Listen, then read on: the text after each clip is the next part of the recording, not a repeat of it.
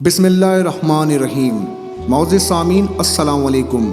हज़रत अब्दुल्ला बिन अब्बास रज़ी अल्लाह ताला अन्हो बयान करते हैं कि जब हज़रत उमर बिन ख़त्ताब रज़ी अल्लाह ताला अन्हो का जनाज़ा तख्त पर रखा गया तो लोग उनके इर्द गिर्द जमा हो गए और उनके हक़ में दुआ करते, तहसीन आमीज़ कलमात कहते और जनाज़ा उठाए जाने से पहले भी उन पर सलात यानी दुआ पढ़ रहे थे।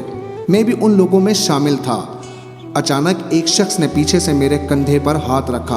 मैंने घबरा कर मुड़ कर देखा तो वह हज़रत अली रज़ी अल्लाह ताला अन्हो थे।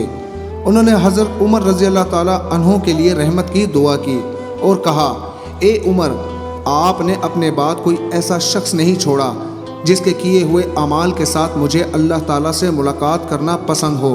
बाखुदा मुझे यकीन है कि अल्लाह ताला आपका दर्जा आपके दोनों सहाबों के साथ कर देगा, क्योंकि मैं हजूर नबी करीम सल्लल्लाहु अलैहि वसल्लम से ये कसरत से सुनता था, मैं और अबू बकर व उमर आए, मैं और अबू बकर व उमर दाखिल हुए, मैं और अबू बकर व उमर निकले, और मुझे यकीन है कि अल्लाह ताला आपको उसी तरह आपके दोनों सहाबों के साथ रखेगा।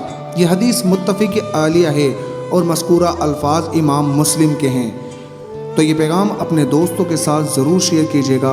अस्सलामु अलैकुम व रहमतुल्लाहि व बरकातुहू।